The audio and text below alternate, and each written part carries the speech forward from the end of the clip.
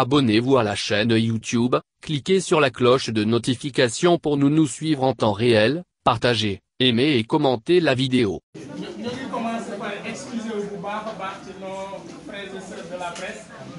qui étaient là depuis 16 heures. Donc ñoo ngi jéggi bu baax a baax ci retard bi mais di leen féliciter ci seen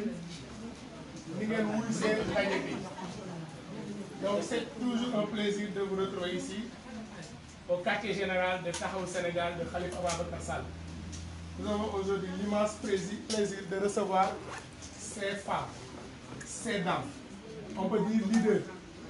Je disais tout à l'heure à un ami, leader c'est pas seulement par le nom. Moi, elles sont des leaders par leur comportement, des leaders par leur courage, mais des leaders par les choix yi nga xam ne dañ koy assumer. Donc ñu ngi leen di remercier ñoom ñëpp xam ne tey ñoom ñoo ñëw wuy si front pour la libération de Khalifa Ababacar Sall. Su ñu leen présenter vous allez vous rendre compte que ce que le Sénégal compte comme femme brave ñi nga xam ne bu ñuy wax talaatay ndeer suñu xel day dem ci ñoom di ngeen xam ni kon c'est le Sénégal des femmes moo daje fii tey. Sénégal des femmes yi nga xam ni c'est des femmes de valeur, femmes yi nga xam ni femme ngor fulla ak fayda. Donc gis ngeen ki toog ci digg bi xàmme ngeen ko muy Abou Diallo nekk le coordonnateur du Front pour la libération de Khalifa Ababacar Sall.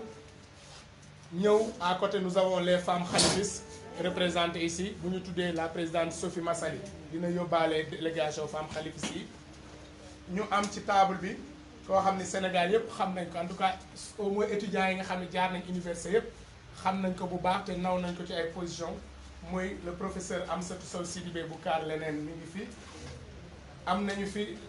Nafissatou Wade présidente convergence Dëgg Jëf,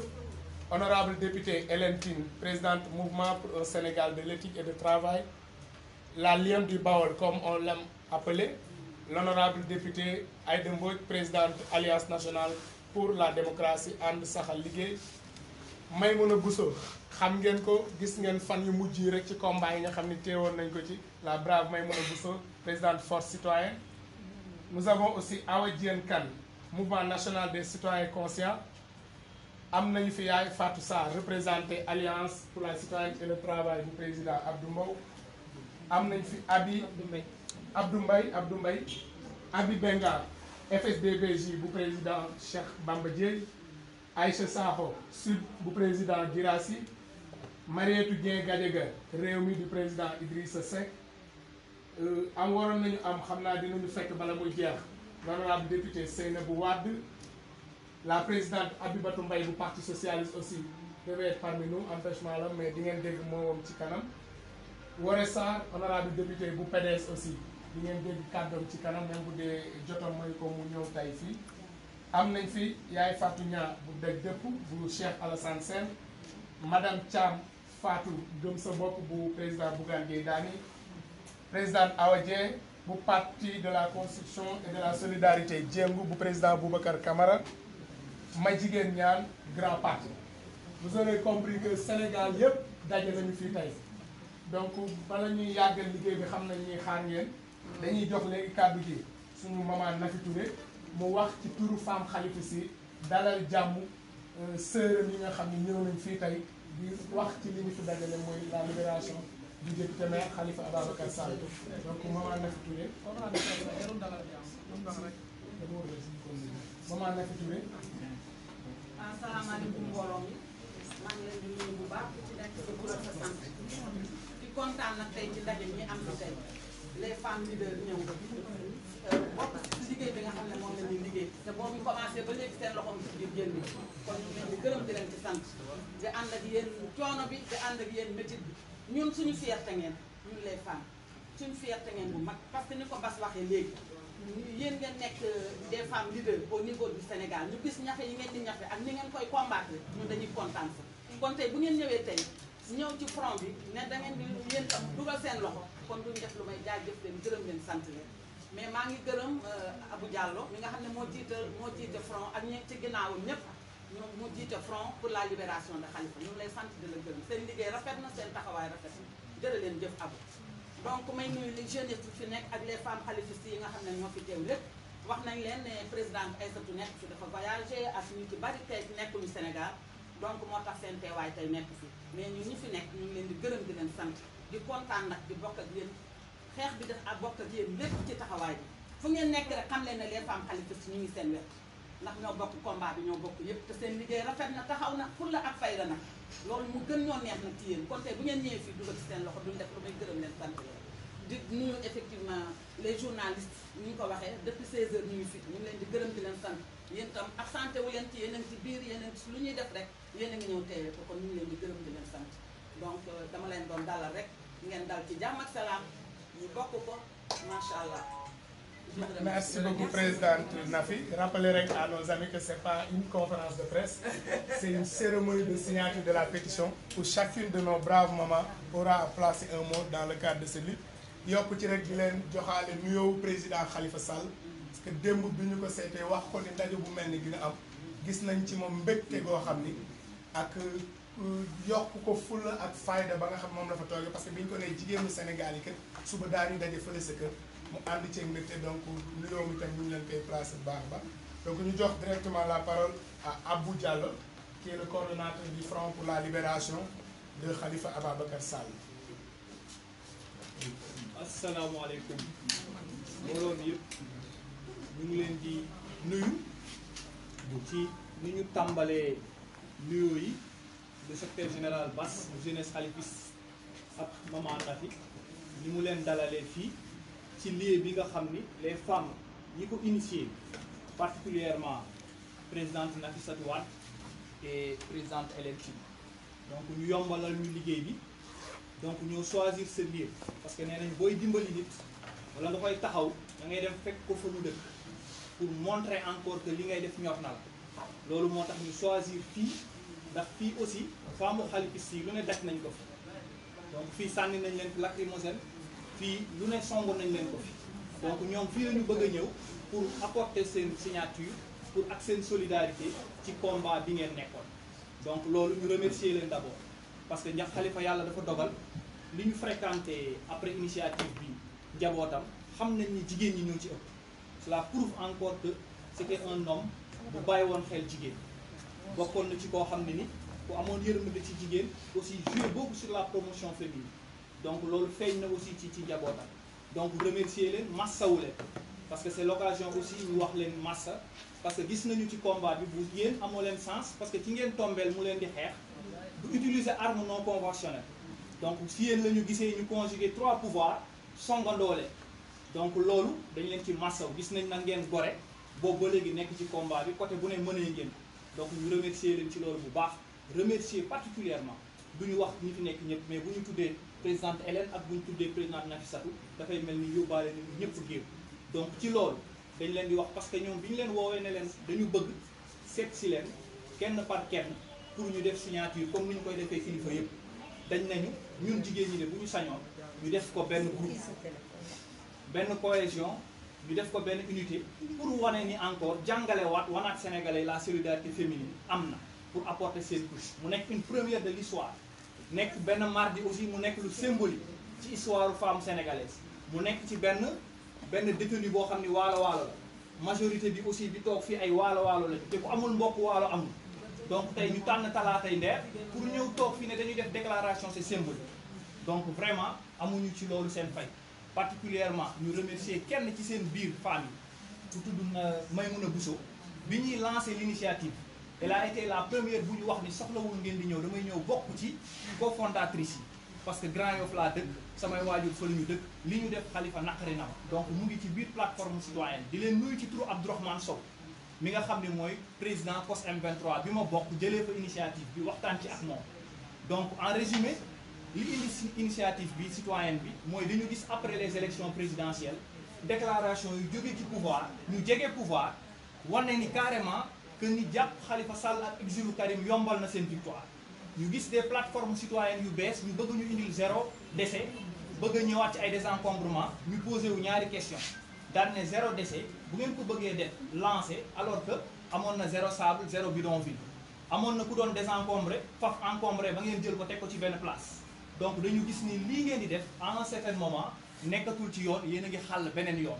ñu jàng ci histoire li dal Mamadou Dia ci politique pour des raisons politiques ñu gis ñu liquider benn sommité boo xam ne ni tey amaloon na njëriñ Sénégal ñu gis Khalifa Ababacar Sall lii ñu ko teg képp kuy liggéey ci droits humains képp kuy wax citoyenneté active su dee da ngay wax rek fi sabilillahi te dëgg rek tax Khalifa Ababacar Sall mu ngi subir ay injustice donc raison pour laquelle si la ñu jël cette initiative dem Grand Yoff ne leen un homme bu dëkkoon fii tudd Khalifa Ababacar Sall depuis 1983 mu doon seen député doon seen conseil municipal doon fi seen maire doon fi adjoint maire 2 fois nekkaat 2 fois maire de la ville te jógee Grand Yoff dañ leen di seet si pour wax leen ni la libération de Khalifa Ababacar Sall doit dépasser les frontières politiques doit dépasser les colorations politiques parce que Khalifa Ababacar Sall bi muy servir Sénégal amul woon coloration amul woon leneen bi mu jëlee la mairie li mu wax mooy nañu teg fee suñu coloration politique donc kenn ku ci nekk ci gestion Khalifa Ababacar Sall gis nga ñu ko defee woon une gestion participative ñu gis la lee à l'école kuy njaboot mos nga cee am njëriñ ñu gis les personnes yi nga xam ne ni caisse d'avance boobu daan na leen jël en charge des malades et des personnes ba ci ñi nekk ci nguur gi kenn ku ci nekk ba nga lottee am problème Khalifa jàppale na loolu moo tax ñu boole loolu yëpp ñëw na leen nañu jàppale Khalifa Ababacar Sall ses concitoyens ñooy demander au président mu libérer l'otage politique ce mot nag dérange parce que on a senti depuis ce matin ak démb yenn délégation yu dem seeti ji yenn organisation yi ñoom ils nous ont dit que otage ak mot boobu xëy na daf leen di déranger mais lu tuddul otage amul neneen nuñ ko mën a tuddee parce que koo xam ni jugé nga ko ci anam boo xam ni jaarul yoon bafoué ses droits basiques yàqal ko lépp privé ko sa famille privé ko mu dem élection te le président mooy le gardien de la constitution nee na procès bi jeexagul te neewoon nañ procès bi mënul doon candidat donc jàpp nañu ni otage la nekk parce que loolu leer na nañu ci bëtu nit ñi moo tax ñu ne pour libérer l'otage nag duñ ci xeex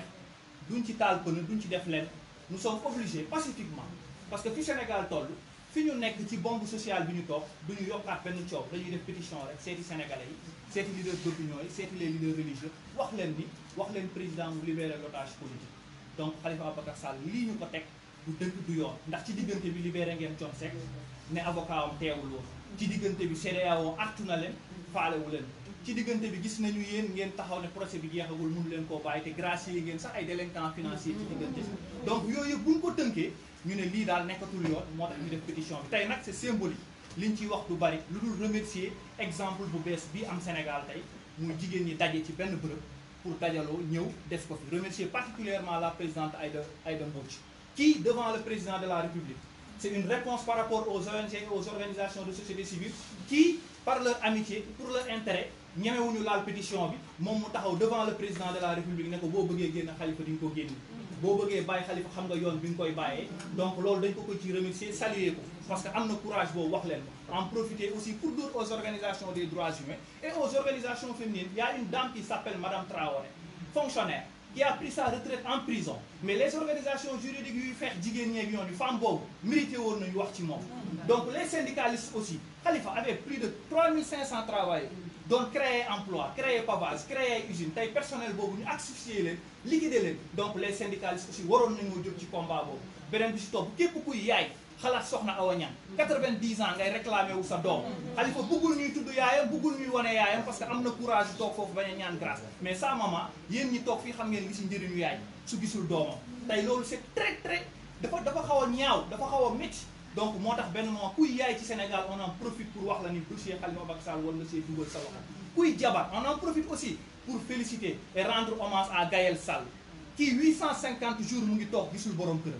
ñu privé ko et on en profite pour parler à Marème Faye Sall qui est une institution gis nañu sëriñ si ñu ngi koy gërëm gis nañu ñëpp a ngi koy gërëm ci ay taranga mais taranga bi gën mooy yërmande te soo amee borom kër di tëdd sa wet buy nelaw war na xalaat Gaël Sall su demee seeti yaayam sant Diallo nekk Zik Saint-Louis war na gerte su xalaat Awa Niang mi nga xam ni doomam bi muy nekk ministre Macky Sall mu ngi jàng di def première donc doomam bi muy nekk député Macky Sall la ngi woon te ñoo téye état tey ba tey ñu mën a am ressources humaines ak capital humain donc moo tax ñu ne leen ressources naturelles neex na trop mais ressources humaines est plus capital Khalifa Ababacar Sall avait choisi d'être aux côtés du peuple su choisiroon signé ak Macky Sall dem ak moom élection présidentielle kon tey lii du fi am on en profite aussi pour dire aux leaders de nous ouvrir leurs portes parce que une fille des temps Rebeuss moo nekkoon quartier général leader yi bëggoon soutien yépp mais aujourd'hui c'est très difficile de les rencontrer alors que Khalifa Ababacar Sall il aurait signé avec Macky Sall le protocole il allait sortir mais aujourd'hui calcul yi nañ ko bàyyi ñu libérer Khalifa Ababacar Sall parce que ce peuple de 42% ci la Khalifa bokk donc raison pour laquelle on en profite fii peut-être que ces voix là bu ñu génnee tey dana am lu bari lu muy wane wax li ñu bëgg a wax ak li ñu naqari ci Khalifa Ababacar Sall dafa bari mais ñu ngi leen di remercier waat santaat leen pour wax leen ni pétition bi mu ngi suivre son cours li tax mënuñu ko publier à Dakar juste on dépassé nañu 100 000 signatures et on nous attend à Bambey avec la LIA Aïda Mbodj qui nous dit consensuellement que waa Bambey ñoo nañu nañu Aïda dugal ñu dugg donc war nañu fa accueillir te war nañu dem fépp ci Sénégal parce que les Sénégalais ñoo nañu dañu war a wane seen soutien à Khalifa Ababacar Sall donc extérieur aussi pétition bi mu ngi daw hier dem na Espagne France war nañu woote le 20 donc moo tax dañu bëgg 1 million Sénégalais yi presque ñëpp ñu signer cette pétition pour wan Macky Sall que notre concitoyen en otage lañu bëgg nga libérer leen mu dem ci wetu Awa Niang yaayam jooju 90 ans jàngal ko njub jàngal ko ngor donc loolu war na leen retrouver wu mu delluwaat ci soxna Gaël Sall nii Marème Faye di toogee ci wetam bu guddee mu koy jox reer di ko defal leen tiim ci wetu njabootam Khalifa mën ko def ko ci wetu Gaël Sall on en profite pour rendre leen hommage pour wax leen ni jigéeni Sénégal yi ñu ngi leen di saluer ci courage seen doom ak jëkkëram moom Gaël Sall di remercier ñi fi toog ñëpp di leen wax ni nag tey dañu kontaan parce que gis nañu taxawaay bii bu bees tax l'histoire dana montrer waat cette empreinte et on en profite aussi à parler aux organisations féminines de porter ce combat parce qu'il y a des dames comme la femme de Mbaye Touré et la femme de Yaya Bodian qui sont des innocents c'était des personnes yoo xam dañu leen recruter ñu doonoon ay personnel u mairie de la ville tey seen femmes on les a privé leur mari donc tey kuy jigéen du viol rek mooy xeex du leneen rek mooy xeex mais bu ñu privé bi aussi borom këram liggéey ko donc ces organisations war nañ ci dugal seen loxo on évite nag dañu wax ni duñu laal politique alors que su leen ministre de la république invité ñu dem ak ñoom hôtel dem ak ñoom ci ay cocktail loolu lan lay duru donc on en profite pour wax leen ñu def ñii am courage bi kii am courage jàkkaarloo président wax ko l'éminent professeur am courage ne président damay démissionner parce que bëggoo dégg dëgg te mënoon fa toog donc waroon nañ ci topp loolu et waroon choisir tey yeneen camp mais gis nañ ko sur tous les combats quand on parle des ressources naturelles aujourd'hui damay wax ni waxoon nañ ko démb j'ai été avec elle partout ci Sénégal muy wax ci ressources minières ak côte minière tey muy Maïmouna Bousso chaque jour mu ngi ci kaso bi ñeneen ñi ci des xàmmeewuñu leen mais quand même seen leader yi ngeen àndal ku ne gis na leen ku des opposition face à Macky leader góor nga leader borom jom la ñu leen di remercier di leen yónnee nuyoo si ñoon di leen wax nag jërë ngeen jëf jërë ngeen jëf Khalifa Sall amul seen gërëm sénégalais yi amuñu seen gërëm ce combat Khalifa santuñu ko ñaanul grâce waxul leen mais ñoo ne lii du dëgg du yoon kuy xeex dëgg ngay jullit l'islam nee na du dëgg église nee na du dëgg ku xam ne ni bëggoo dëgg ak nooteel rek xam nga ni du dëgg kon bu ci duggul nag am seen link ak Macky jéggal nañ la waaye waxal dëgg rek ne Macky bu bàyyi Khalifa. merci beaucoup Abou je pense que message bi leer na je pense que ñëpp dégg nañ ko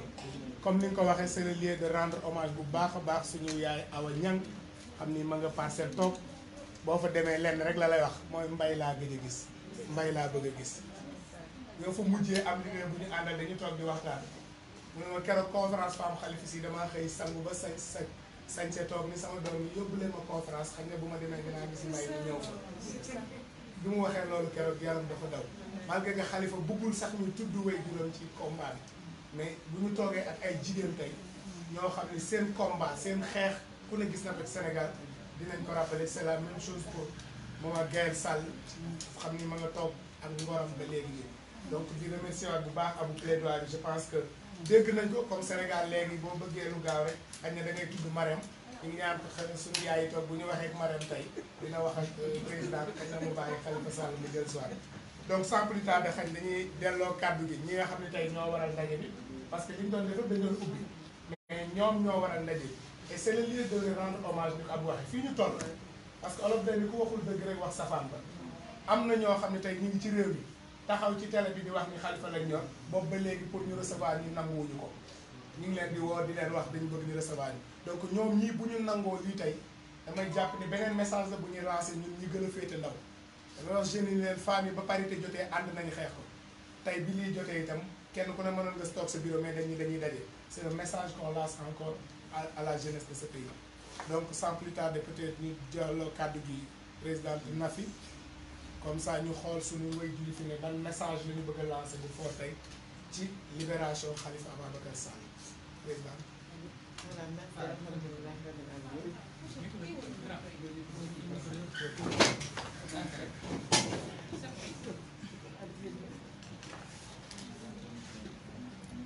Asalaamaaleykum mbokk yi. Je rappelle qu'elle était candidate à l'élection présidentielle.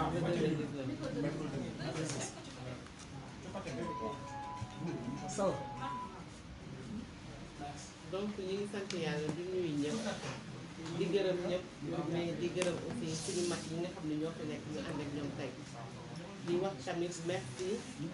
waa Khalifa Sall parce que ñun ñëpp ay jigéen lañu mais suñu defoon nii te fekk ñu leen fi tamit dinañu xaw a jaaxle loolu parce que seen kër lañu ñëw fekk leen fi kon vraiment aussi merci beaucoup mais merci aussi parce que ay jigéen ñoo fi toog tey duñu ne benn femme politique moo fi nekk si toog bi ñu toog ñuy toog bi ñu toogaay bu doon suñu sago la sax kenn du tudd suñu entité politique mais dafa nekk lu nga xam ne tam war na parce que bu ñu engagé wu dañ leen di engagé moo tax aussi ñu ngi remercier suñu accompagnant ñi nga xam ne ñëw na fi comme madame Guèye Binta mais ànd ak madame Amsatou Sow Sidibé ak man ñi nga xam ne dama ànd ak ñoom si convergence dëggu jëf te madame Ndom Aïssatou jiite leen di wax ni tey jigéen ñoo fi nekk ñun dañu ni sensibilité femme la ñu wax li tax ñu wax ko dañu nekk ay jigéen mais sànq bi muy wax yaayu Khalifa ku nekk am nga yëg-yëg ku ci nekk sa xol tooy na parce que jigéen ju am 90 ans ak ñun ñiy toog ak suñu ay doom yi ñu gën a ndaw tey bu nekkoon dëgg xale ñu koy mën indi si lu mel nii te kenn du wax dañ koy utiliser xale yi dinañ fi war a mën a ñëw parce que wax na ko Khalifa Sall ñëpp ko xamoon fii ci Sénégal xale yi xam nañ ko bu baax waaye ñoom tamit ñu ngi leen di dénku comme doomu Khalifa yi wax nañ ci soxnaam ni yaayam mais ay doomam tam am nañu li leen metti parce que ay xale lañu mais yàlla def na xale su waajur bu góor nekkul waajur bu jigéen day dem toog fees fa del doonte wéet na gayal dëgg la wéet na wante li mu nekkee wéetu ci parce que moom daf ñu gën a jege rek waaye Khalifa dafa nekk càmminu ñëpp dafa nekk góoru ñëpp waaye surtout femme khalifiste yi ñu ngi leen di gërëm di leen sant ci combat yi nga xam ni moom ngeen jiitu ñun yéen lañu mujj interpellé parce que dañu ni ñoom combat bi dugal leen ci day nekk redondance parce que li ñu nekkee métti na ba pare mais sañu ñu ko def te duñ leen ko wax tey li am solo Diallo wax na ko merci aussi à tous ces jeunes là qui ont pu porter ce combat depuis très longtemps dem ci ku nekk dama ni góor ñi ni ñu taxawee c'est symbolique c'est vrai parce que gis nañu leader bu fi nekk fii jigéen bu fi nekk rek sa leader signé na moom ak entité am xanaa kon ëmboon na jigéenam ak ay jigéenam mais bi ñuy def lii dañu ni lu weesu on en a parlé avec Hélène et suñu mag Amsatou ñu ni ko ku nekk mën nañ dem ci sa QG nga signé comme les hommes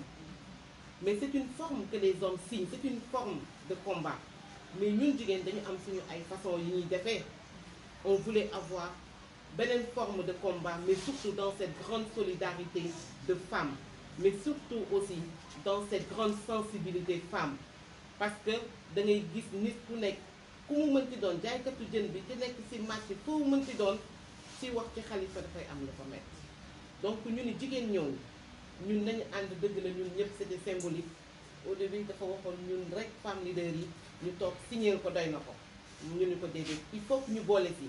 ñi nga xam ne pour cette cause commune qui est le Sénégal nous avons partagé et nous avons ramé nous avons reçu des lacrymogènes pour cette même cause qui est un Sénégal meilleur demain. Aujourd'hui, c'est cette même cause qui est commune et cette cause noble qui est la libération de l'otage politique Khalifa Sall ñoom noonu lañu ko tuddee ñun tam bu ñu ñëwee toog bay signer pétition bi c'est parce que jàpp nañu tam loolu dëgg la parce que téye nit ci lu nga xam ni gisuñu lan la ñëw rek téye ko te xamaguñu woon lan la am na ñu nga xam ne xam nañu te kenn téyewu leen ñu ni nag ñun ay jigéen lañu ay yaay lañu mais yaay amul parparloo ci ay doomam bu ñu ëmbee Sénégal duñu làq suñu benn doom jël beneen doom def ko leneen jël beneen doom yóbbu ko feneen jigéen ñi ñu ni déedéet loolu duñ ko nangu mais nuñ koy mën a waxee rek mooy ñu àndandoo ñun ñëpp mu ni waxaat talaata moo tax mu bousculé ñu ngi tamit aussi excusé wu sur à toutes les femmes du pays et du Sénégal parce que ñun dañu waxoon duñ ko def nii dañuy xaar ba semaine prochaine fekk ñu am jot waxanteeg ñëpp mais ils ont voulu qu'on le fasse aujourd'hui c'était symbolique il fallait le faire aussi symboliquement donc lii dafay mel ni rek dañuy def benn jéego après nag ñeneen ñi ibbeeku parce que bu ñu defee lu ni mel ñun ñëpp Sénégal foo dem femme leader yaa nga fa bare fa na ñeneen ñu organiser wu aussi dans cette même mouvance là pour faire ce que nous avons fait félicitations à Aïda Mbodj parce que soo gisee ñu woo ko mu ñëw moom ak Maïmouna Bousso signé nañu ba pare wante dañu ni dañuy dellu si waat pour ñu xam ñun ñëpp dañuy fas yéene ànd nekk benn def benn say te Sénégal rek a tax mais tey Khalifa Sall moo tax kon loolu war nañ ko mën a def te xam nañu bu ñu ko defee tamit am na lu muy jóg incha allah parce que réew mi nag jigéen ñi dañ cee bokk waaye jigéen ñi aussi dañu nekk nit yu nga xam ne woowuñu ci xeex woowuñu ci xuloo mais droit ak justice te justice fu mu nekk ak droit bu fa politique duggee dara nekkatu fa politique rek moo fa nekk politique kese moo fa nekk te dëkk bi kenn du ko yore politique dañ koy yore ci yoon ak ci justice ak jëm ci kanam moo tax ñu ngi rafetlu lépp li nga xam ne def nañ ko tey ci lii muy front pour la libération de Khalifa ñu ànd ñun ñëpp fas yéene ko def bañ koy def aussi ñu ni dañu àndoon ak suñu ay naataango góor mais fu ñu leen gisee gis nañu jigéen yu jàmbaare seen wet yu jàmbaare lool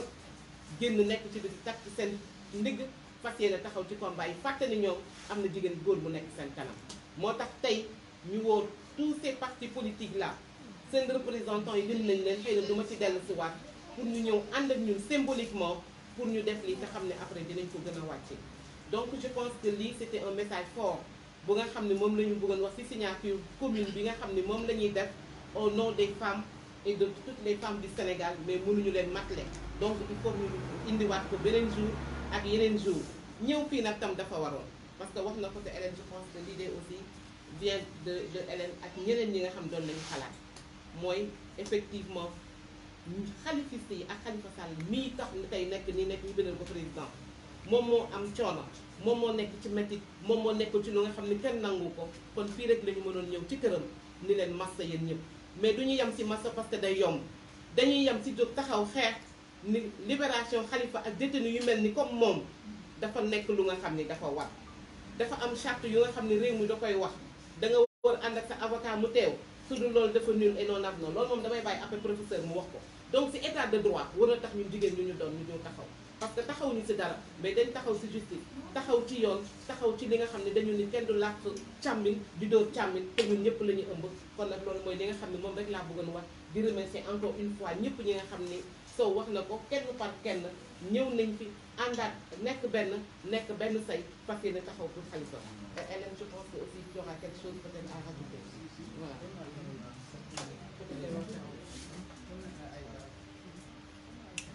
ok donc ñu jox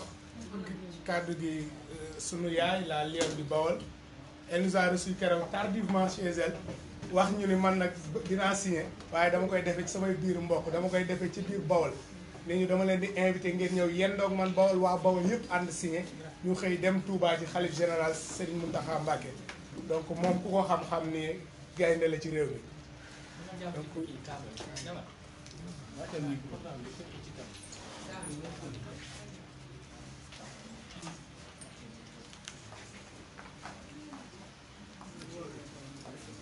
ça va. Bon, c'est le professeur qui va intervenir tout à l'heure. Moi, je dirais tout simplement un mot. Donc, magnifier cette rencontre et dire qu'au-delà du réel, il faut relever la symbolique, comme Abou l'a dit tout à l'heure. Nous ne voulons pas trop évoquer la dimension walo-walo, mais il faut en parler. Parce qu'en prison, croupi de façon injuste, un homme digne. Il est digne, il est courageux, c'est pourquoi on doit faire allusion à ses origines. C'est un bon walo-walo qui fait honneur à tous les walo-walo. Donc, nous allons adopter le mardi de mer. Ce sera toujours le 7 mars. Ce sera toujours le mardi de revendication. Ce sera toujours le mardi qui va nous servir de prétexte pour taper sur la table. Pour dire trop c'est trop. Trop c'est trop. Donc, je vais féliciter ñëpp di féliciter képp koo xam ni gëm na combat bi. Muy combat contre l'injustice. Muy combat contre l'arbitraire. Muy combat contre le maté. Le maté bi nga xam ni moo fi nekk tey te kenn mënu ci dara. Ma meloon ne nag dama doon gisaane. Parce que dañu dal ci man le 22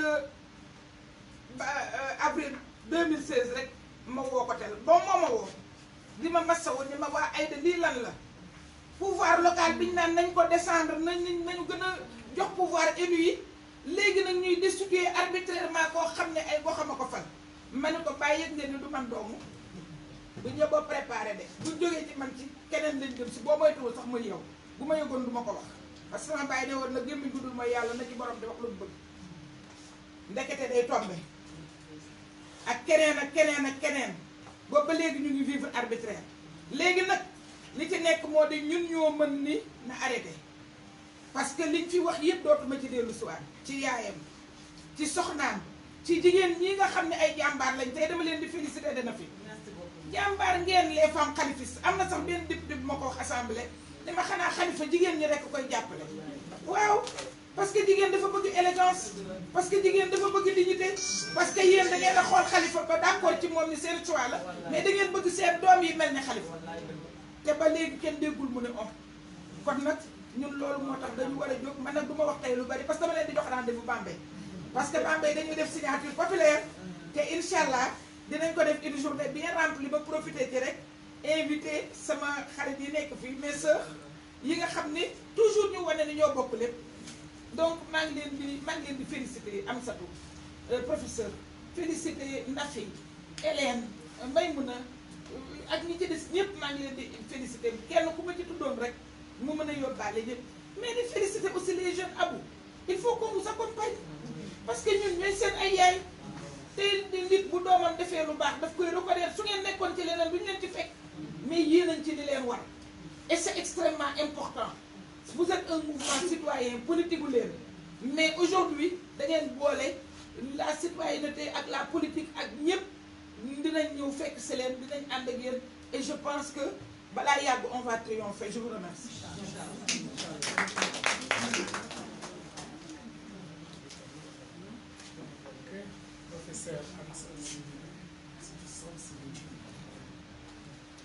lenn day mën nañ ko dooree waxtaan bi tey xol yi tooy nañu de tey xol yi dañu tooy xam ngeen lu tax même bu ñu dee ay xale ñenn ñi ci biir ay yaay lañ nekkat seeni doom yaay am yërmande ba pare yaay xamul warul xam xaaj ak seen looloo tax ma ne xol yi tooy na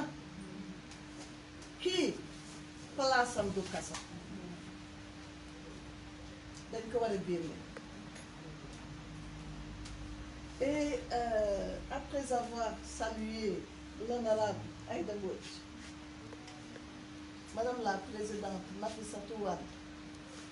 honorable Hélène Tine, la Présidente Maïmouna Bousso, toutes ces femmes leaders qui sont ici, Mesdames et Messieurs de la presse, je voudrais dire qu'aujourd'hui,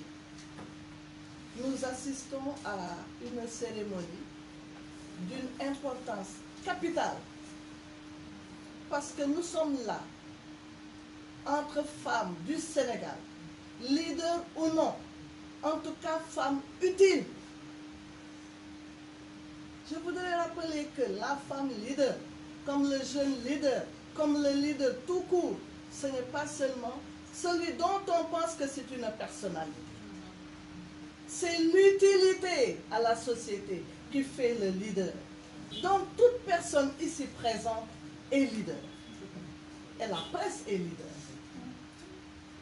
C'est l'utilité. C'est ça qui importe. Et les femmes qui sont ici présentes ont une présence essentielle.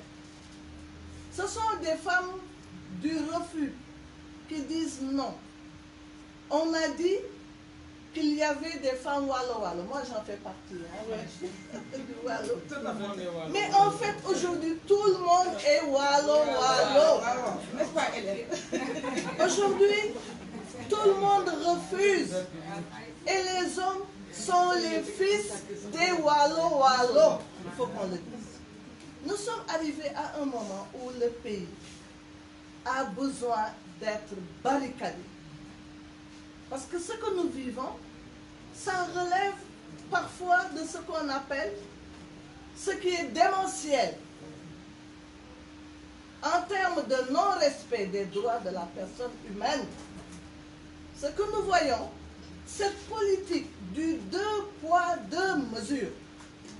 pour un juriste comme moi, c'est inadmissible. Il y a des personnes soupçonnées aujourd'hui pour des infractions plus ou moins graves. On soupçonne certains d'avoir détourné ou d'avoir été auteurs de corruption ou d'être corrompus sur des sommes extrêmement importantes. Alors on choisit les personnes les moins gravement soupçonnées pour les emprisonner et laisser les autres qui ont peut-être rempli davantage leurs poches, les laisser se promener. C'est inadmissible. Dans un état de droit, le cœur ne peut pas l'accepter, l'esprit ne peut pas l'accepter, la solidarité nationale ne saurait l'accepter. Alors voilà, en premier lieu, pourquoi nous sommes là avec nos sœurs, ici présentes, nos fils et vous. Et je voudrais dire aussi que, indépendamment de la dénonciation et du refus de la politique, de l'injustice, de la politique du 2 poids, 2 mesures, nous sommes là parce que nous sommes des femmes de paix. Le pays aujourd'hui a besoin de stabilité. Or, la stabilité ne pourrait s'instaurer dans l'espace sénégalais si des personnes comme Khalifa Sall sont en prison, alors que d'autres sont en train de se promener. Ça crée des confusions dans les esprits qui ne sont pas admissibles et qui vont être des vecteurs de déstabilisation du Sénégal. Donc les femmes, chaque fois qu'on se trouve dans des situations où il y a des risques de conflits graves, sont tenues de s'asseoir et de discuter pour voir les solutions idoines à apporter en vertu des normes internationales que le Sénégal a prises en charge. Et ici, je veux parler spécialement de la résolution 1325 du système des Nations Unies qui exige que les femmes soient autour des tables de négociation pour que la paix s'instaure. Or, ce qui peut être encore une fois vecteur d'instabilité, c'est d'emprisonner certains et de laisser d'autres à l'air libre, comme nous le vivons aujourd'hui. Je voudrais également dire que la présence des femmes ici, c'est une marque de solidarité. Nous en sommes fiers. Les femmes sénégalaises, d'où qu'elles viennent, savent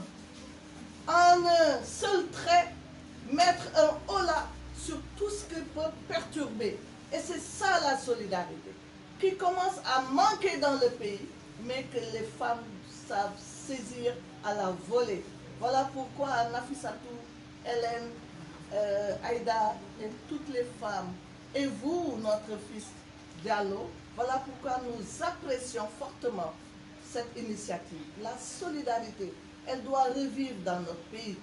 C'est ce qui manque le plus. C'est une déperdition des valeurs qui va en fait casser toutes les bases de la société sénégalaise. Donc le fait de ressusciter cette solidarité, je crois que c'est essentiel. Donc, nous sommes là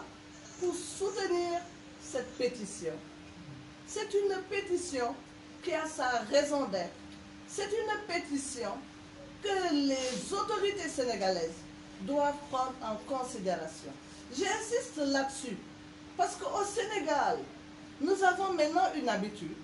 Nous passons sous silence les choses importantes. Nous fermons les yeux sur les choses importantes. Or, c'est ça, c'est une source de catastrophe. Il faut que les autorités sachent qu'aujourd'hui, en ce mardi d'une importance capitale, 9 juillet, les femmes du Sénégal, les femmes leaders du Sénégal eh bien, se sont assises autour d'une table pour demander la libération de Khalifa Sall. C'est une demande solennelle.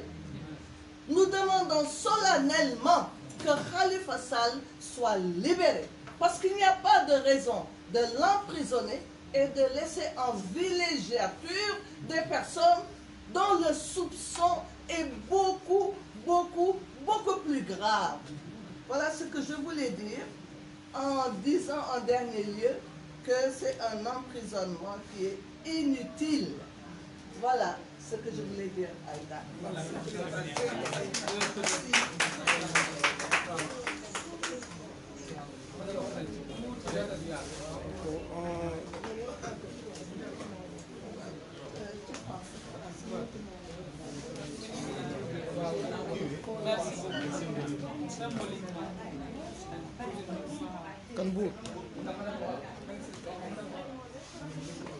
Wow. Moi, je pense que l'essentiel a été dit. Je voudrais tout simplement, à la demande de Nafi aussi, vous remercier. Vous tous qui avez porté cette initiative-là, cette initiative qui a été saluée tout à l'heure. Peut-être que ci wolof lay gën a wax parce que Amsatou wax na ci français. Mais gërëm surtout jigéen ñi nga xam ne ñëpp dañu ñëw ànd ak ñun pour ñu yëkkati lii. te foog naa ne tey dafa war a nekk benn bés bu spécial. Présidente wax na ko, honorable député Aïda Mbodj, Amsatou wax na ko, jigéen ñi di wone beneen taxawaay si lu mel nii. te dama bëggoon aussi man tamit dama bëgg ñu jaare fi jéem a xool nu ñuy defee ay jéego ci wàllu yu bëri nga xam ne jigéen ñi dinañ mën ñoom it di waxtaan ak di xalaat ci li nga xam ne moo jig réew mi, moo jig njaboot gi, moo jig Sénégal. Donc tey mën na nekk benn pas ci côté boobu te wax nañ ko. Ma bëggoon na fi nee na Aïcha Sakho ñëw na léegi mu ngi nii partie sud bu Girassi, donc Aïcha ñëw na. Am na aussi Awa Diène kan bu mouvement des citoyens conscients bu fi nekk. Je pense que bi ñuy lim sànq dañu ko gisuloon ci liste bi. Donc ñoom itamit yëpp ñu ngi leen di sargal di wax ni que wax nañ ne symbolique bi moo am solo. di gërëm suñuy doom yi nga xam ne dañoo ñëw feelu si leen ci xeex bu ñuy xeexal Sénégal. Parce que Khalifa Sall tey li mu waroon jëriñ Sénégal pendant des années moom la ñu nasaxal pour ay intérêt yoo xam ne kenn mënu ko wax. li mu wax yépp man argumentaire am duma ci dellu si lu dul en tant que jigéen rek wax suñu yaay muy yaayu Khalifa Sall ne ko tey ñu ngi ci wetam moo tax ñu ñëw ba fii. wax suñu sœur soxnaam Gayel Samb Sall ne tey ñu ngi ci wetam de kon nañ ci seen wet sax ñun ñëpp ku ñu gisul ak ku ñu gis. man mënuma woon bëgguma woon wax tey parce que sama xol dafa tooy ndax xeex bi dafa yàgg. di wax tamit am na ku ko wax sànq suñu doom ni que ñu ngi interpeller jigéenu Sénégal yépp jiital ci nag ki nga xam ne mooy soxna Macky Sall muy Marème Faye Sall. ndax lii nag dafa commencé yàgg commencé metti moo tax ñu wax ne dafa jóg bu ñu wootee sax Bambey Aïda woowaale ko ndax mu ñëw. mu ñëw ci xeex bi. ndax nag ku jaaxle Sénégal yaa nga ca moom. ba njàng mi la jee moom moo woote waxtaan. waa léegi nag lii ñuy seetaan lii dafa ëpp te lu ëpp tuuru bëgg nañ Bambey buy Aïda di woote. bëgg nañu mu ñëw. Aïda soo ñu woowee dinañu ñëw fekk si la Bambey. fu ñu wootee jigéen ñu woote pour xeex bi ànd ak suñuy doom. ñu ànd xeex ko. ba ñu dindi ko ndax nag su fekkoon ne li taxoon ñu téye Khalifa moom te ñu confessé ko biñ paree élection romb na. mais yaa xayti nañu bàyyi doomu jàmbur. mu dem ci waajuram mag la mu ngi laajte doomam mu dem ci soxnaam dem si ay doomam. ndaje bii nag wutee nag ndaje yi dégg barki démb de jigéen ñu doon tojante bopp ba di xaañante waaw donc di ngeen wax fii ay femmes de valeur ñoo fi toog ay femmes yoo xam ne njëriñu Sénégal la ñuy wut njëriñu askanu Sénégal tey nag ñu ngi bëgg dëkkal jigéen ñi ci loo xam ne leneen la woon kon ndaje bii tey teggi na tuuma ku bëggoon te dëkkal jigéen ñi ci ay tojante bopp ak deret di tuuru ci ay affaire yu ñàkk fayda ne dañuy raxas nit koo xam ne dafa dand ba taq rib jigéen ñi wane nañ ne tey ku ñu doon jiiñ de ne dañ koy taqal tey yàlla indi na nag beneen boo xam ne jéggi na dayo ba jarante ñoom ñuy tojante bopp seen biir ñun nag fii tey dañuy toog ni ko Amsatou waxee pour demander solennellement à ce que nag ne lii dafa doy suñuy doom wax nañu dañu leen feelu si ci loolu te bëgg nañu fépp fu ñu woote ëllëg ñu fekk leen fa te xalaat naa ne ñeneen ñi nga xam ne jotuñoo ñëw boo légee foog naa fu ñuy wootee femme leader ak femme de valeur u Sénégal yépp dinañ jóg parce que xam ne lii nii maanaam dafa nekkoon loo xam ne dañ ko defoon rek pour bëgg xàll seen yoon waa xàll nañu nag léegi nag dañoo bëgg fast track bi ñu appliqué ko ci dossier bi nag wax dëgg yàlla loolu lañ bëgg ndax Khalifa Sall tabaski prochain mu dem ca ay njabootam ndax nag prison ba xam ngeen ne amul droit sax toog ca fa ñuy ñëpp di jullee kon comme noonu la nag te yow yaa ma téye ba pare ne pour sama sécurité doo dem ca fa ñëpp di toog di ñaan di def seeni ay maanaam devoir religieux mais ñu bàyyi ko ngir yàlla tabaski bii di ñëw ñu delloo ko mu dellu ci waa këram te ki ñuy waxal xam na boppam soxnaam ñu ngi ko siy woo Bambey Aïda na gaaw ñu dem fekk si la fa te moom tamit suñu sœur soxna Marème Faye Sall ñu ngi ko cay woo mu taxaw ci ba ni mu lijjantee yeneen dossier bi ñu lijjanti bi maa ngi leen di gërëm di leen sax. Merci beaucoup. Je pense que Khadim Mbengue grand parti nee nañ am na grand parti. waaw